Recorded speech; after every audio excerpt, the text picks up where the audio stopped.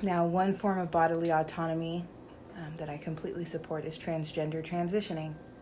Okay? I've done videos on this topic. It's in my book. I talk about the spiritual side of gender conflict, dysphoria, things like that. It's essentially a representation of a spirit and a soul having opposing genders. Okay? It's energies, obviously, they're not embodied, right? But there are primary energies associated with every being. Okay? There are androgynous beings, but for the most part, when you read about a certain being, it's either going to say God or goddess. It's going to be about a man or a woman, right, in mythology, okay? So my only concern is this. My only concern, if it were my child, would be doing it too early, okay? I would have severe reservations about doing it prior to 18 because of the changes that take place during the teen years. I didn't know who I was when I was a teenager. What I wanted was in no way good for me, was in no way mature, right? And that's not to say, right, that a kid doesn't know. And I would fully support their gender expression, right? But as far as making actual medical decisions, I would ask them to wait. Right? I would continuously check in with them, but I would ask them to wait, and we would not be doing any surgery prior to 18 years old. That is just my personal opinion because of my knowledge of who I was as a teenager and just teenagers in general, right? The unchecked egos, the unhoned shadow selves, right? The personas that are so fragile because you just want to be what you feel you need to be to please others, okay? And in my book and in my teachings, I also talk about the power of a name, right? So you can always hone in on a name. I would research your child's name meaning, the name you gave them at birth, okay?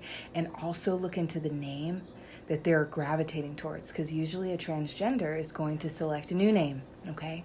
Both hold meanings, both hold energies that are influencing them. Okay, so what I want you to do is research this. If there's any story associated with confusion or regret or death in any form, be careful. Just be careful. This is a tool. It's a divination technique. It's not an exact science, but it's pretty damn close. Okay, when you can look and you can research somebody's name meaning, it can give you insight. Right? But if you have a story that's associated with clarity and strength and purpose and commitment and assuredness, it's going to be a different story.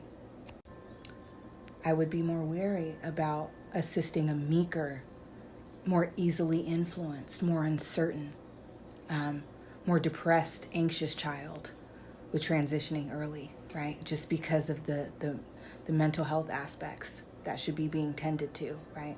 Now, is it a possibility that the mental health is negatively impacted by this karmic state that is being transgender? Yes. And can we argue that the alleviation of said karmic energy, right, would be supported by the transition? Yes. Okay? I'm not saying that's not the case, but there's just so many layers to be considered, my loves. We have to be really careful, okay, about making any permanent decisions based on a 16-year-old's, which is a heavily imbalanced frequency, decisions. And you don't have to agree with me. You don't have to understand numerology, but numerology is a study of numbers as God's universal language. It's also the study of frequencies, right, and the gaining of the ability to travel through said frequencies, to understand said frequencies, okay? So when we're talking about ages, if your child comes to you at 12, that is the number of instability, interpersonal instability, mental instability, financial instability, right? This is someone that's more focused in connecting with others than really paying attention to who they truly are. This is the number of codependency. If your child comes to you at 12 and is like, I want to transition because I'm a male or a female, take it with a grain of salt. 13's a more stable number, right? They are gaining awareness of self, right? They are more grounded. I'd listen more, okay? 14, tricky, because an imbalanced 14, with this frequency heavily, influencing someone, right, at the age of 14, you want to be careful because it's also the number of information, right? Research, right? Gaining of insight from external sources and things of that nature. It is also the number that represents awareness and awareness of self, but you need to be mindful about where this information or this newfound perspective is coming from. Is it actually intrinsic, right? Or is it more externally motivated? Okay, so be mindful of that. 15, okay, listen closely at 15 because this is when a lot of the negative emotion comes to the surface, right? This is the karmic number. This is a being facing personal karma, okay? It's a very emotional age, okay? It's an explorative age, okay? This is the age when I started doing things I had no business doing, okay? So you are going to be facing internal discomfort at this age. So listen. This would be a great time to really listen as well. 16, like I said, oi, the number of the Karen, the number of the wannabe gangster, the number of the person that is not aware of their own darkness. This is someone that carries severe trauma, right? In other words as well. It's another side of this number, okay? You don't necessarily have to be completely toxic, right? But this is someone that carries trauma. This is someone that carries a state of darkness from what they've been through, right? This is why 16-year-olds can be so, for lack of a better word, evil, okay? To people they don't even know. It's like an innate tendency at 16, right? I was watching the show, My Crazy Ex-Girlfriend. And she goes to volunteer at a camp, and the 16-year-olds are just vicious, right? They don't even know her. It's like, but that's a 16-year-old frequency mind, okay? But then when we get to 17 is the number of someone that is beginning to or able to. It's going to be at a lesser level, so to speak, as a teenager, but the frequency remains the same. Right? Anytime someone's in 17 frequency, this is someone that is looking inward, exploring their own darkness, right? In such a manner that they're able to achieve balance or work towards gaining balance, right? Of self, of life on the other side of that darkness, in the midst of that darkness, honing their darkness, right? Not acting out of imbalance, right?